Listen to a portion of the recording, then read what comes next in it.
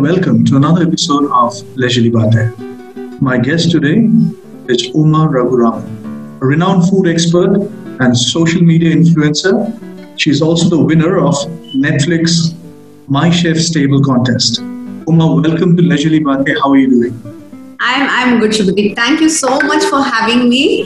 Congrats on having this show. I watched a few of your interviews, inspiring, and people from different areas and departments and walks of life.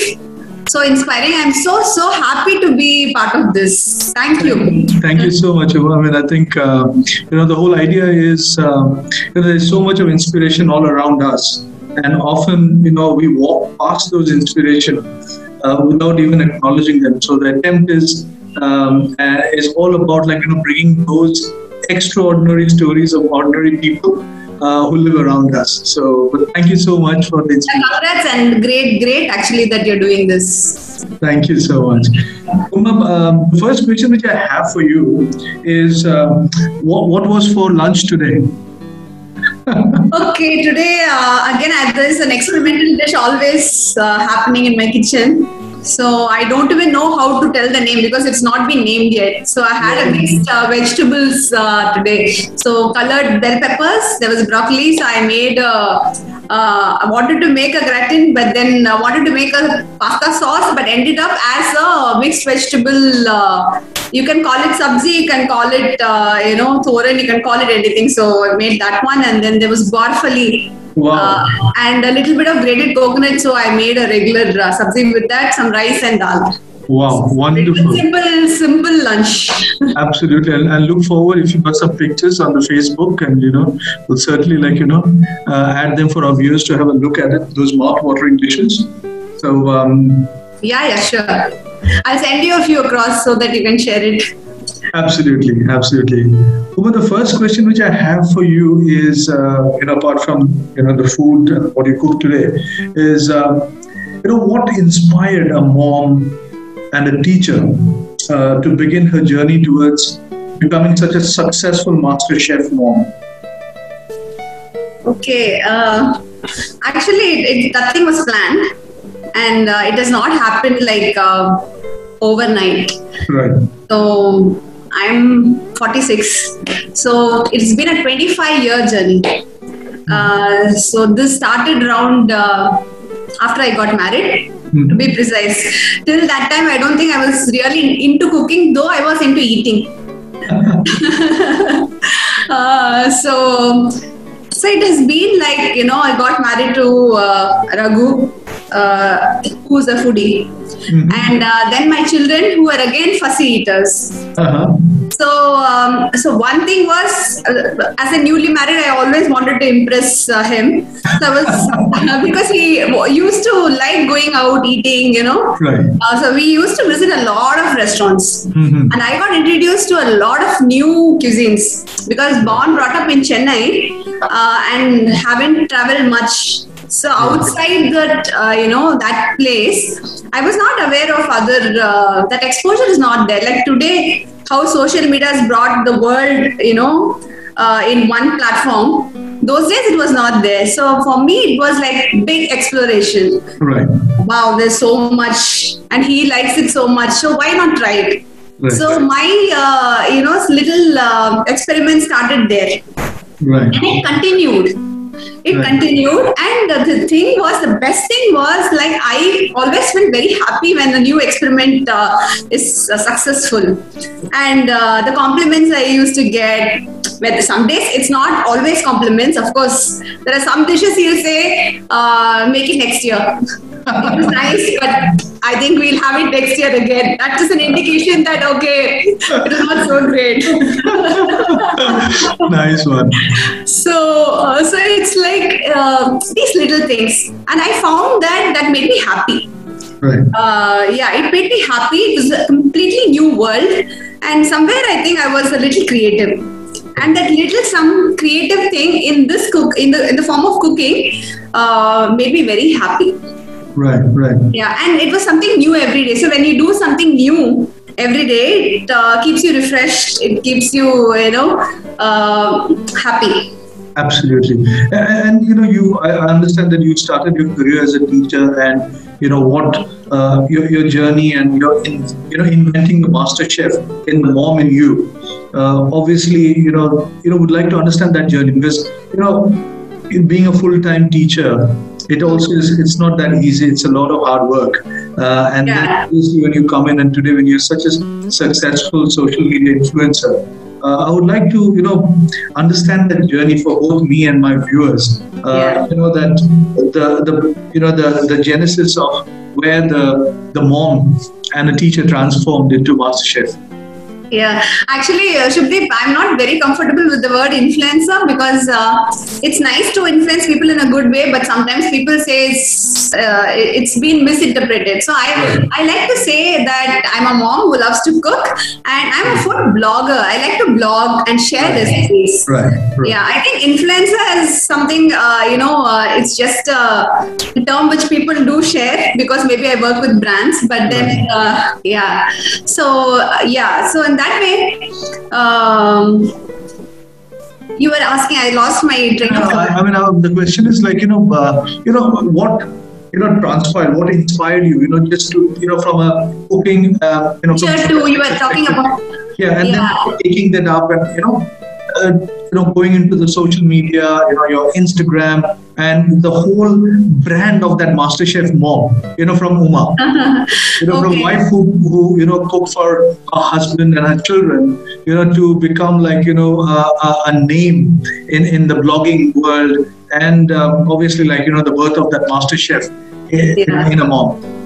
See, like any other mom, I was very busy with 2 children and taking care of them, and with my husband constantly traveling as he was in a sales job.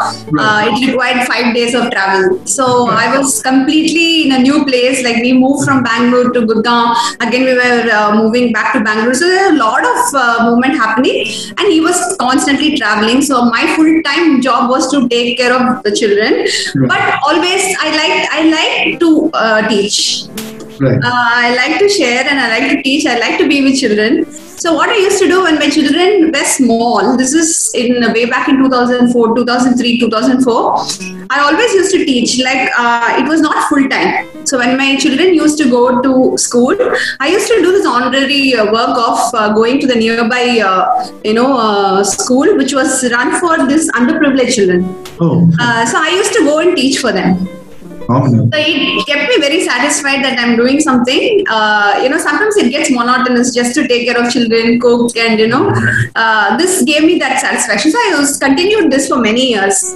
And then when my children grew up, that's when I got an opportunity. I didn't go looking for an opportunity. One of my friends said, since you love teaching and you have the patience with children, why don't you come and join our school?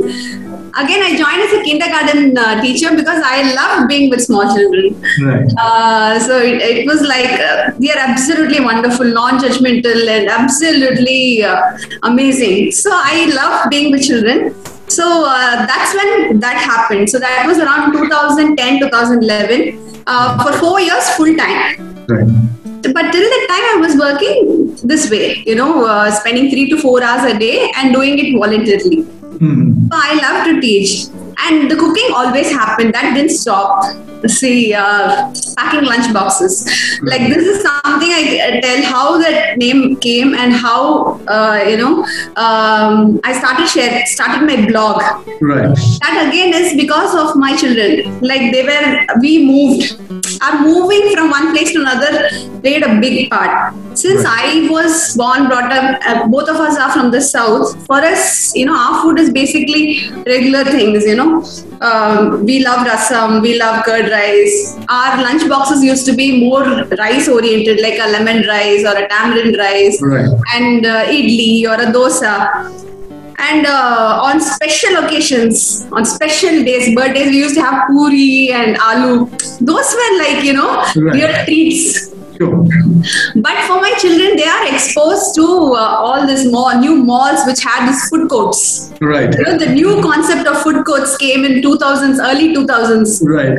And our generation was not that exposed. No, not at all. So we moved to Gurgaon in around 2003, 2004. Right. That time is exactly the time when this mall culture started, and we had these food courts. So that opened up so much for children. So if you go to a mall, it means eating out and eating different foods from what is available, burgers, pizzas, to all this Chinese Manchurians and everything. They had so much of choice. Right. And Mexican food coming in, which was like before it was not heard of. Right. So these children, they didn't want the regular dal chawal. They didn't want, the curd rice or the rasam rice. That is okay for one time, and maybe a lunchtime or something where they watch something and eat. But they have to enjoy. Because when we go out, we used to see them enjoy this. I used to see them relish it, look forward to it. Even if it is a French fry or a burger, they are jumping up and looking forward to it. But that enthusiasm is not there when I cook. Why? I'm sure this is one thing with many mothers. Right. I think it holds good even till date, because when we say that we're ordering outside, that spark in the eye will be different. Right. Absolutely. So that was the motivation, Shubhadeep. So I thought I should create such dishes that, brings that spark in the eyes, and make them look forward to it, and keep them, keep them asking me Mama, when are you going to make it again? Can you make it for school? Can you make it for my friends? This desire was very high. So actually, I was actually competing with all the restaurants. I really like that. All the restaurants, just to make sure that you have that delight in your children's eyes. Yeah, exactly. The real validation is, for the kids to say that yes, we're not the restaurant. It has to come from MasterChef Mom. Correct. So the name MasterChef, how it came. So what I used to do is, I didn't want to compromise as a typical mother. I didn't want the health aspect to, get a backseat. So I wanted them to have all this. But I wanted to sneak in the health part, or the roots, the dishes which we have grown up with, because we know the value, right? We know that it has so much of health benefits, is season oriented, and it has been there in our culture for so many years for a reason. Right. And it is the most wholesome, cuisine actually. Correct. So I didn't want to, compromise on that as well. But we cannot tell that to children; they will not understand. So I thought, why not create dishes which has this masked in the dishes in the form in which they like. And it makes it interesting for them, And but when the inspiration that you have is so personal, so intrinsic, and what amazes me is the whole germination of this idea in you, or the intent in you, to the way it proliferated and expanded, giving you that recognition, which what I could understand from what you shared with me was you didn't start the journey keeping recognition in mind. You started the journey for your own personal happiness and validation from your near and dear ones. Absolutely, 100%. You've just summarized it perfectly. And MasterChef Mom, the name is how it came is, I used to present the dishes. Like I told you just now, I didn't know what I cooked, the name. Because it is something completely new, and I'm doing it for the first time. So I present it to them. Sometimes even the vegetables which are there inside, you will not know just by looking. Right. After 2-3 morsels, or after having 2-3 pieces, if it's a tart or something, cake or something like that, they have to actually eat. Then I used to tell them, can you find out what is there inside?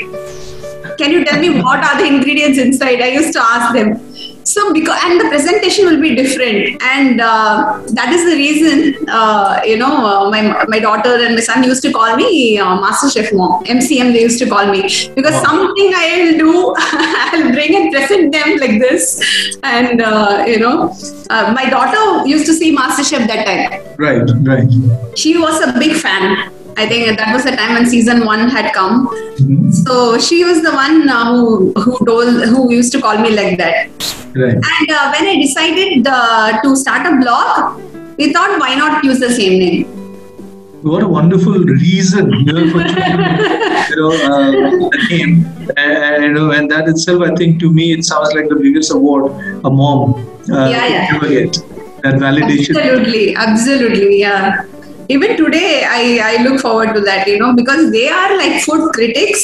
They tell you on the face, like whether it is good or not. And I think that is both, that's a big plus because that helps me improve also. Though at that point, I might get a little angry. What is this? I cook so much and you guys are not eating or enjoying. But then it helps me, okay, I've done something like this. Let me do it with some other vegetable or some other flour or ingredient. Right. That has really kept me motivated. Fantastic, phenomenal. Uma, you told us that you grew up in Chennai, and obviously Chennai, we're almost on the same age group. Chennai back in the days was very different, and obviously with the invent of IT. The globalization and a lot changed. Because of my work, I used to visit Chennai a lot in the past. How was it, growing up? Was it a lot of food culture that you were exposed at home that, without you knowing, it kind of like, had a master chef sleeping inside you? Actually, they say both my grandmoms cook very well. Wonderful cooks. Right. And my mom is a smart cook. Right. And she cooks any meal very quickly. Like Right. you ask her to cook for 10 people, she'll cook in half an hour. Right. Like amazing the way she is so fast, and she cooks. Right. She doesn't consider it as a chore, like, Right. yeah. So that I think I got that from her. And my grandmom used to make the most amazing dishes, like gulab jamun, like it was world famous. That's what my father says. And we used to look forward to it because she used to get a bottle of that gulab jamun homemade. From the cow's milk and fresh cow's milk, just because she's visiting her grandchildren, she used to get that, and we used to fight for it. So those are lovely memories. And when she comes, if there's Ganesh Chaturthi or any function, we used to sit together and make. Right. The best part, Shubhdeep, is in our family. Like in our culture as such, during every festival, there are a few dishes that we make, like Puran Poli, Right. then this modaks, Right. different forms of modaks with different fillings, Right. and appams, Right. and vadais. And all these dishes are like made in a large quantity, be it a function or festival or anything. And there, since it requires a lot of work, like 3-4 levels of work, which involves making of the cover dough, then the filling, and then the shaping, and then steaming, you require a few people. Right. So always children were involved in this. Right. Because easy targets, and we love also sitting and doing it, those days. Right. Nowadays children are different. Absolutely. But the exposures are also different. I mean, back in those days, we didn't have any form of electronic media there. So it's very different also. Can't blame them. Yeah. So those were lovely memories. So I learned to shape all the modaks and everything. Right. I think it was very involuntary, like it was subconsciously done, like not Right. any. As I told you, it is. Since you asked this wonderful question, I'm just telling. Right. Like I think those little things are really very nostalgic when I think of it now. Right. And there's so much of culture, that is ingrained in food and food habits. Yeah. And when you look at it in its broader form and in a deep sense, Yeah. it also involves, there is a social aspect. Absolutely. And I think the Absolutely. social aspect today in the Indian kitchen is absolutely missing. Where you have a group of people, the neighborhood concept. In the past, when I remember in my childhood when I used to visit my ancestral house, which is close to the Bangladesh borders. As you said, like for different locations, there are different forms of food, like sweet meats and everything. And I remember my grandmother, my father's mother, they used to cook in those old wood fire kitchen. And a community would come to help and assist, and they would all sit around the fire and talk and share. And I think that is something. There are so many stories, and I tell myself that I'm a storyteller. And as a storyteller, there's so much of stories that we're missing today. Yeah. And there are so much of stories that has come out just because of food and the construct of food. Correct. And they're wonderful memories. Actually, every time I make the dish, to be very frank with you, very recently I made a dish called kunuk. Right. So this is like a rava dish, just rava and curd. That's it. Right. You marinate rava in curd for a few hours. You can add in other vegetables, grated vegetables and green chilies, and then you make it like a vada, small, in no shape or anything, just small bits of it. Just deep fried snack. Right. My grandmother, my mother's mother, she used to make this very frequently. Plenty of reasons. See, rava is very inexpensive, and for a large family, this is a very easy snack. Unlike the other vadas where you have to soak urad dal, which might have been very expensive those days. Right. For that, this is it's a very quick dish to make, and curd is always there fermenting at home. Right. Milk was available in plenty. So this is such a lovely snack. So when I make this, every time I think of her. So, the food really brings people very close. Absolutely. Uma, how did Instagram happen? Because, even from a social media perspective, I think when our generation first got exposed to Facebook, and then on the professional side, LinkedIn, Insta was something which was like an absolutely Gen Z stuff. Yeah. How did you become such a rage in Insta? And those photographs, tell us about that. The first photograph that you posted, and what made you think now I need to keep posting? And as the followers started growing, how did you feel? Actually, again, that was not planned, Shubhdeep. What I used to do is, when my son was in 12th, I quit my job. I was telling you, I joined as a full-time teacher. So in 2014, he was in class 12. I quit that time because one of us needed to be full-time, not helping, but just for the emotional support or, just to be there. That's it. Right. Otherwise, children these days don't require you to teach them. But then for us, just for our, mental satisfaction, I just quit that time and was there, had a lot of time. Right.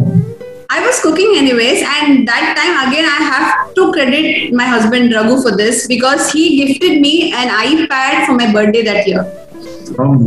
And so it had this small camera, iPad. I was having a small phone till that time, and he gifted me an iPad, and it was completely new gadget, and I didn't know how to use it. He just said, "Why don't you just start with clicking few photos? That's it."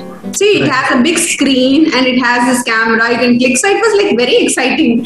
Oh my God, I can click because I have not used a professional camera or anything till that time. So that is how it starts. The regular food I used to cook, I thought let me click a few pictures. So if I made a bread or a snack for my children for school, I used to click that picture and used to put it in my Facebook. Right. In a regular Facebook page, I just used to post it. This is what I have done today. My regular experiments, what I was telling you. I found that many people found it very interesting, and they started, appreciating. And my sister-in-law said there is a group, in Facebook. It's actually a secret group. There's something called a secret groups and all in Facebook. I didn't know. I also don't know that. I didn't know it till now that you. Yeah, secret groups are there. Food groups and all are there, which is exclusive entry and things like that. Right. So she said, I can introduce you. Why don't you post this there? Right. Similarly, another 2-3 food groups in Facebook. And I used to post the same thing what you see in Insta today there, but not with the iPad photograph, not very clear or anything, and no plating or anything, just normal ones, how we eat. And I used to get a lot of appreciation for that, people asking for recipes. Right. And I used to share it in the comment section. But that's when I first thought, my children only told me that why not you open a blog for it. Right. Where you can just put that picture and put the recipe. Maybe you can just give them the link. It will be easier for you rather than, putting it as a comment for everybody. Right. So that's how my blog was born. Like I said, that's when we decided, okay, let's have this name only. Right. MasterChef Mom. Right. In the beginning, it was actually Mom Cooks, and I used to sign as MasterChef Mom because that was my name, right? So I used to write letters to all the moms in my blog and say that this is what I did today. Right. So it's very personal, like just as we are talking, the letters in my blog will be there. Even today, I write like that only. Just addressed to moms, and I say that this is what I cooked and this is what I have done, and it turned out great. The compliments were great, so you can be assured that you can try it out. Right. And so this was how I used to post. And so the blog started. And again, I started sharing the blog links in my Facebook page. Right. And that's when one of my sisters told me that there is something called Instagram. Where you can connect with a similar community. You're posting it to your friends and family, right? It's a very small group. So why don't you post this with a bigger group? And maybe people will see you. So why don't you open an Instagram account? And that's how I started an Instagram account. I used to post this only. I think it was just the regular rasam or whatever dishes I made. The first post I don't remember. But this is what I posted. And slowly and steadily they started, recognizing. Actually, the first big thing was when Hindu covered me within 1 year of my Instagram. They covered me saying one of the top 3 and how Instagram can be a food battlefield and so much of things and how. So that was when they covered me, and after that I think many more people recognized. And like you said, Netflix award. That was again, So that from India, I was the only one who was selected in that thing. I was supposed to present. It was a competition, worldwide competition, and from Asia, 6 people will be selected from each country. So from India, 1 person will be chosen as Indian ambassador, food ambassador. Right. So I had shared my strawberry chutney recipe for this. So the picture as such with the representation was chosen as the winner. Phenomenal. I mean, look where a simple thought, is often, as I was hearing, your journey, the whole thread was all about simplicity. You started it just about making sure that your family, you're feeding your family something which is interesting as well as healthy. Yeah. And then, you wanted to share, that with the community, and the community just grew and grew. I mean, what is so inspiring, and I'm sure those watching this episode would also, agree with me that, it's sometimes important to listen to your heart, Don't hold your thoughts within yourself. Yeah. Often we are faced with self-doubts. And, sometimes just don't think, what will happen, what will people say, and you're such a validation of, that thinking, just, do it, Yeah. Don't think too much. You feel like doing it, just do it with all the good intent, all the good vibes, and, it is bound to be, it is bound to spread, it's bound to be, when you think well, that wellness spreads. So correct. I think that's absolutely true. And I think one thing is something I learned here is you should be consistent. Right. Especially in social media. Since we are talking about social media, it's not that you post something today and tomorrow you are going to get recognition. No, not at all. It is something that you have to be consistent at. And if you're really passionate and without, like you said, without actually expecting anything, because when you expect something, most of the time it does not happen. Correct. If it comes well and good, very nice. But then at least you're sharing, because that sharing is a great thing. Those days, if you ask anybody a recipe, they'll not share. They'll say it's a secret recipe. It's a family secret recipe. We'll not share. Right. Now, I've also seen, some families, they would just publish a small cooking cookbook with all their family recipes, and that will be shared amongst. Correct. It's still prevalent. Right. And I didn't know about it, and I had first seen that when I used to live in South Africa.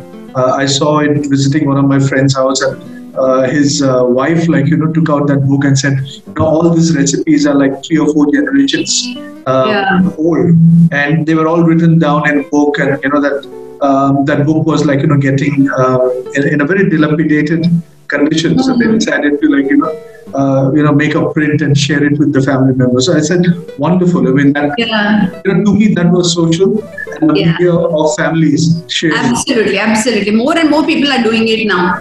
Right. Really? No, that needs to be shared, because people need to know such recipes, and people are interested to know. Now with the lockdown and, with all this virus around, people are more conscious. Health conscious, more they want to cook at home, and they have realized the value of cooking. In fact, it's a skill.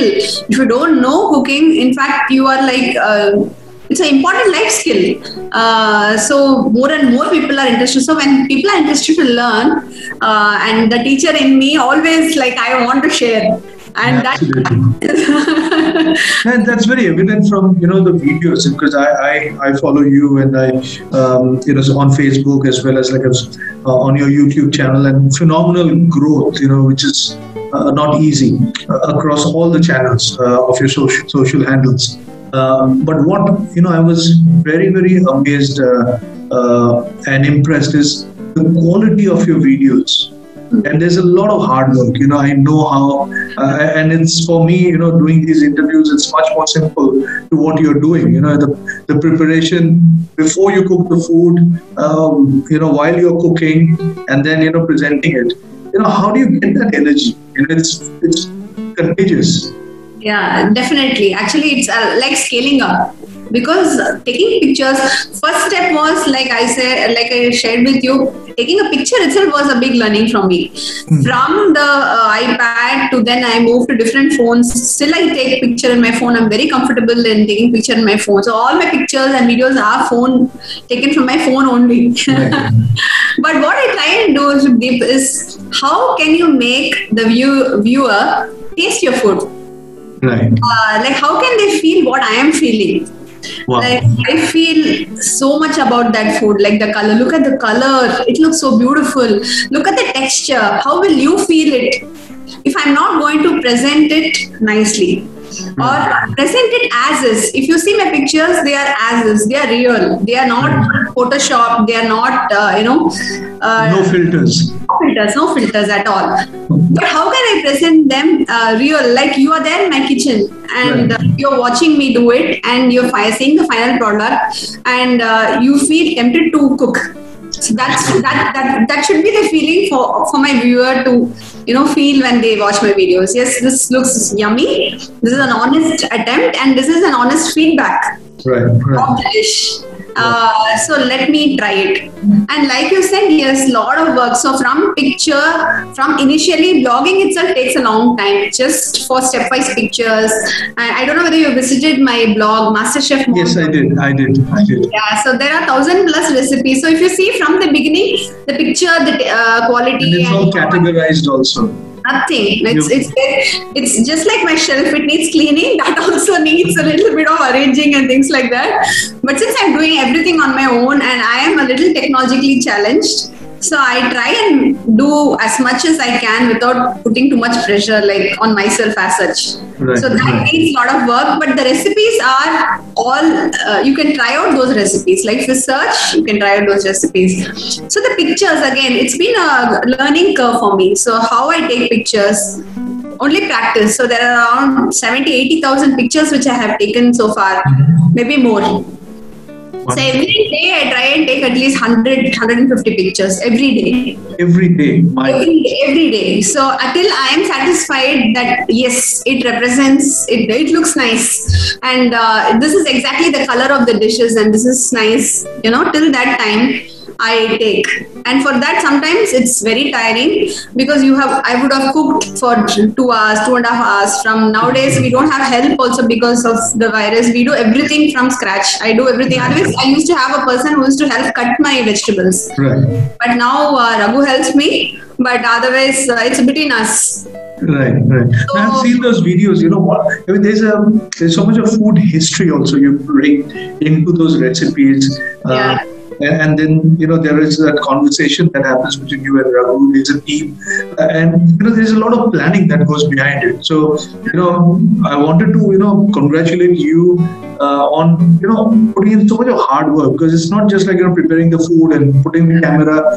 There's a story. When I see your videos, there's a story. Where the food is the protagonist, and how the food helps, in this, elevate the state of mind is, very well depicted. So well done. Thank you so much. Because YouTube is a different game as such. Like, presenting the food in the same manner. Say picture, I'm able to present a little bit of myself. Like if you see my pictures, they'll have a little bit of things which I like. The saris, the borders. I really like the borders in the saris. So you see those in my pictures. Right. Then the vessels or the dishes, how I present them. I try and present them as natural as possible. Right. So those things, how to bring it out in the videos. And that was really challenging. And second thing, I'm happy that you like it because it's really nice to hear compliments from my YouTube channel. Thank you. So because it's a very new baby, it's just a year old, and I'm trying my level best to bring more videos. But as a person individually doing everything from being the cook to being the cameraman to being the editor to being then posting it, then writing the recipe, it involves a lot of work. Absolutely. I can totally relate, and especially with the food channel that you have. There's so much of effort in terms of managing that kitchen, preparing the food. So it's a lot of effort, a lot of discipline. But I must say that your videos are so full of soul, and that's what keeps connecting people. Thank you. Moving on, from YouTube to your book, my Genius Lunchbox. How did that happen? And tell us about the process of you writing the book. So that was again an amazing, fabulous experience. Like actually, I was receiving lot of messages saying that why don't you write a book, your recipes are there. Like you said, my blog is like very basic. It's a blog, it's letters actually, it's not a website. And it might be difficult for people to search, and many people like your recipes. They're saying, can we have a book of yours? Is there a book of yours? This used to be a very common question. I used to feel I didn't know how to approach anyone or, how it's going to happen. I thought maybe let me start creating recipes. When the thought came itself, I got an offer, I got a mail from editor from Penguin saying that so we saw your blog because like I said, my blog basically started because I wanted to share with young moms how to pack amazing lunch boxes with food, like sneaking in good things, but the food which they like. Right. Because that is one challenging part for any parent. How to give food that with the tiffin box comes empty, and how will the children enjoy not swapping the tiffin box with their friends, or they tend to be naughty children. So when she came with this offer, like whether I would like to write, I immediately said yes. Yes, I would love to write, and it was an amazing experience because she said that gave me a complete freedom of choice of recipes and to be myself. whether it's pictures, all the pictures in the book, every recipe has a picture. The book is very colorful. Children and mothers and parents, anybody who wants to cook will enjoy the book. Every recipe has a picture. So again, the picture has a lot of story actually. Right. Or what children would like to do during lunchtime, So whenever I cook for children, the one thing is I like to go down to a children's level. I like to be like a child when I create a recipe, how they will like it. Right. So even the background for the pictures was so nice. Like I used to think, what is the game they would play? How would they play? Because as a teacher, I have seen them. Right. The kindergarten children. I've seen what they do in lunchtime and what are the things they play. What is the kind of conversations? So I try to bring in those elements in my photography for the book and the recipes as well. Sure. All the recipes are recipes like from various cuisines of the world. Like I told you, the food hall, the food, the mall. When you have food courts and the food courts. So it's like a food court with various cuisines of the world, but your basic core, cultural recipes, Indian recipes are there inside every part of the other countries, and the ingredients are locally available.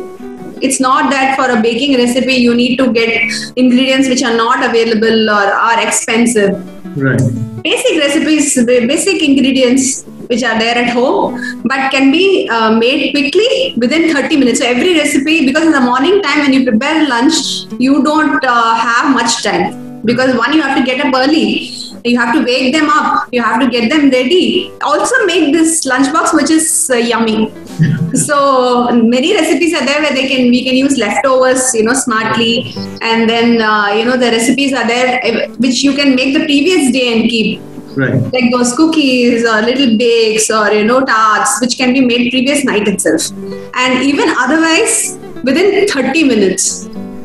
You make it 30 minutes, it's done. So those things are the main things, that I kept in mind while writing the book. And seasonal ingredients, and locally available ingredients. Will be. So those were the main factors that I kept as pointers and created the book with a lot of love again. A very utility book, because it's something which I'm sure every mother or perhaps a father would be challenged, or would trying to keep their children excited, yet ensuring that they're eating healthy. And at least I'm sure this is a big problem that your book would resolve, and congratulations on the Thank you. success of it. I'll also include the link of the book in the description box, so any viewers who are watching this show who haven't purchased the book, please go ahead and have a look at the book, and I'm sure it will excite you. Yeah, and with the new season, school season going to start, and let's hope that schools will reopen soon. Even otherwise, with the Zoom classes and other things, I think this is something the children will look forward to, be excited, I think the utility of the book, or the use of the book would be equally prevalent in today's challenging time, because we are all at home. And it is so important that we keep ourselves happy and engaged, yet there has to be excitement, and there would be variety. So so I'm sure your 100 lunchbox or recipes would be very quickly in next probably couple of months or 3 months, we probably be all be cooked and made. So you need to get into the version 2 of that.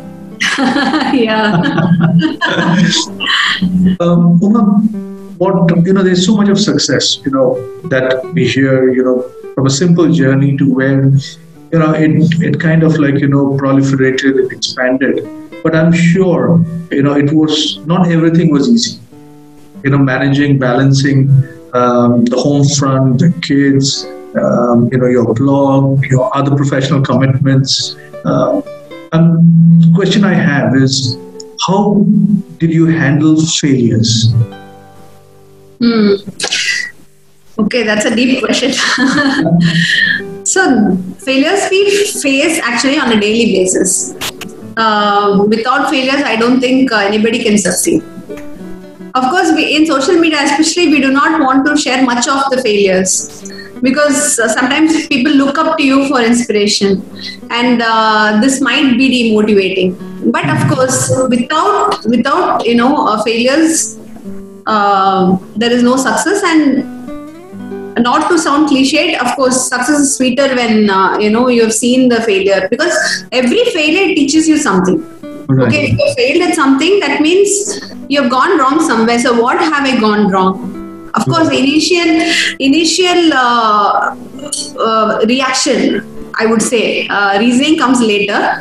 Initial reaction is, of course, frustration, and you feel question your self worth, and you question whether you're relevant, and where have I gone wrong, or maybe I'm not made for this. Right.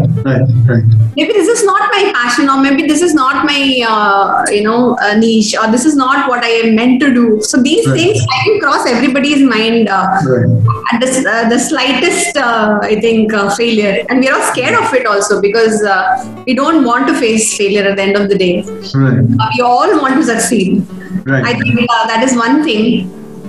But what I think somewhere the spiritual background or the spiritual thing in me is there. So I strongly believe that with good intent, if your intent is good, I think, and you think of something very strongly, yes, I need to do it, I think we'll do it. I think failures will not stop you from continuing, because failures definitely will be there. Whether somebody telling you that this is very simple. For example, I'll just tell you an example. Like you see, now Instagram is more crowded. Since we're talking about Instagram, let me talk about Instagram itself. So I used to get a lot of comments in the beginning, even from closest, maybe from peers and other people, that the layout is very simple, or in Hindi we'll say ना, ये तो घर की normal खाना है, इसमें क्या special है? Absolutely. है ना? इसमें what is special in this? Right. ये तो मैं भी बनाती हूँ, like things like that. Right. This is not that alone, it is more than what you see. Everybody can cook, but can you present it in this way? Will you be able to explain the recipe in this way? What are you trying to convey? Will you be consistent in conveying it? And why am I sharing it in a simple way? Simple khana that bad? Or is simple khana not trendy? Right. No, simple khana can be trendy. Right. We should make simple khana trendy. Right. And we should make simple khana to the new generation hip, or whatever you call it, fashionable. Right. We should make it. Right. That has always been my underlying desire, a strong desire. Even when even when people abroad say that Indian food is oily, or Indian food is greasy, things like that actually hurts. But which is not right, because the home food is something different. Correct. Home cooked food is the most healthy food. And we have so much inside our cuisine. Every cuisine has something great about it. Right. And there's nothing degrading or nothing bad about it. Right. So these are little things which demotivate you. So why should you share? So is it that I should share only something exquisite that I'm making? Or is it something, no, it's not like that. Even this is something great which every mother is doing, or everybody who's cooking for their family is doing. Right. Absolutely. And there's so much of you need to cut out that noise. You are there to share because you would like to share. Yeah. And there is nothing more important in that.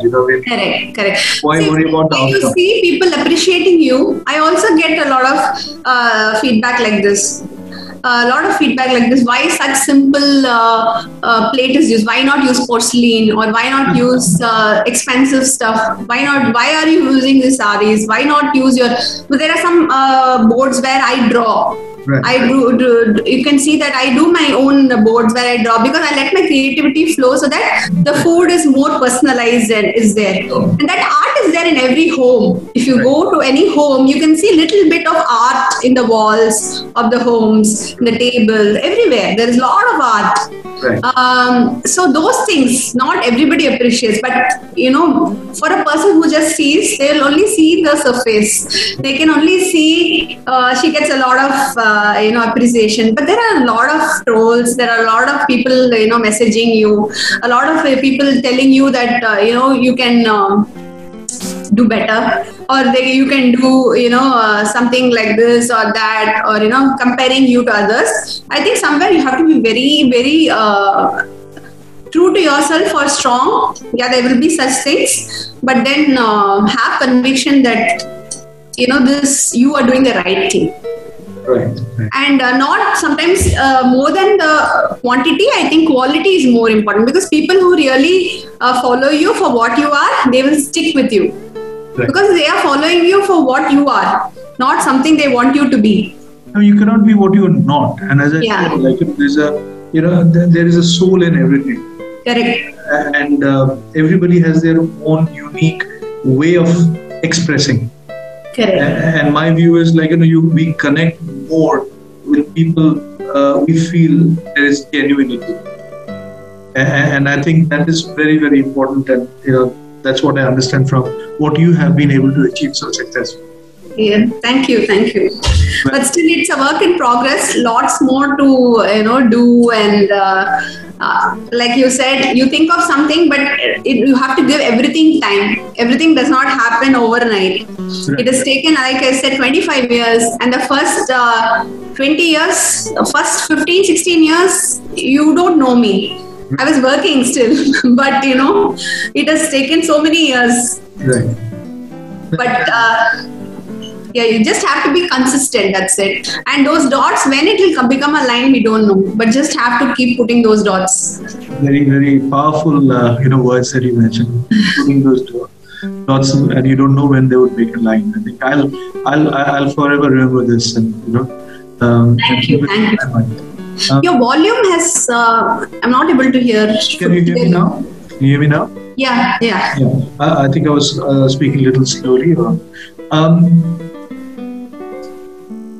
So let's move on in terms of I think we've spoken about handling failures. Let me ask you, a celebrity chef you'd like to share kitchen with? Everybody is welcome, actually, home. all. There would be one celebrity chef that you probably have a you follow, you are inspired, or you probably watch, or maybe a few of them, and who would that be? That you get a call that I am so and so, and you have probably watched many of their shows, and you feel it. Actually, I haven't. Shivdeep, to be very frank with you, I haven't watched any shows, or neither was I a fan of any TV shows, because I was busy all the time cooking only and trying and all this. So I never had, and I used to learn from my friends. Right. So I have this habit, I don't watch any shows or see any recipes, or how I learn is, if I want some recipe, I usually call up a friend, or my mother, or my mother-in-law, or my sister-in-law, or my friends. I just go to my friend's place, or I just call them, and when during our walks, exchange recipes, and I like to listen to them, and that's how I learned a lot of dishes. And I remember them fondly also. Even during our lunch meetings in the staff room, during my school days, we used to sit, and whatever they grate in the lunch box, people will be eating, but I'll be asking for the recipe. Right. A lot of North Indian dishes, from khadi to dal makhni to everything, I learned like that only. So there's no particular anybody's chef's recipe. If you see that in my blog also, I would have mentioned. Right. This is a recipe I got it from her during our school days. We used to sit together during lunchtime. I used to get this recipe. And I immediately like to try it out. The day I hear it, I'll come home and I'll try it immediately. And till it becomes, popular with me, I, keep cooking that. Right. So I haven't followed any chef or anybody, but I would love to cook together. Right. Right. Everyone. Why not? Why only one? Restrict to one. With everyone, so much to learn. Right. No, absolutely. Very well said. A food that you never feel bored cooking. Lots of them. But pasta is something I really love cooking. Wonderful. I never get bored because every time I make it different and there's so much to try and so many varieties, so I don't get bored. Another thing I would say is rasam. Right. So many different types you can try, and we love it. And it's something which I keep cooking every day, right? So many varieties. And pasta I make equally, like for dinners and for at least 3 or 4 times a week I make. Phenomenal. Never get bored. Uma, we're almost towards the end of our episode. The last question I have for you is: any advice that you would like to give to our viewers who are watching this episode? Advice in the terms of anything that you would want people to share with people. An advice, a thought. Something that they can, what you have learned or you have imbibed and that has helped in your walk of life. I would say keep practicing. Whatever you're doing, we don't become an expert or prolific in something in a day. Right. It's not going to come in a day. So keep practicing. I think how much ever you are going to practice doing the same thing. And don't feel that the first time you're doing something or putting it out to the world, it has to be the best. It can be raw, it can be as, imperfect as you. And it can be, you might think that, no, it's not good enough. But just don't think too much. Just keep doing it. Don't overthink things, You want to share something, just share. It can be as imperfect, but keep practicing. Because finally, over the years, you will get, better at it and keep improving. And there's a lot of learning in between. I think that is the best part. No other, that's the biggest success, I would say. That learning. Right. Yeah, so if you think of yourself and you look back, okay, so 5 years, 6 years back, how I used to write or how I used to take pictures, and today how I'm taking pictures. I think that itself is a big personal learning journey. Right. Yeah, so that's one thing I would say, that keep practicing and keep sharing.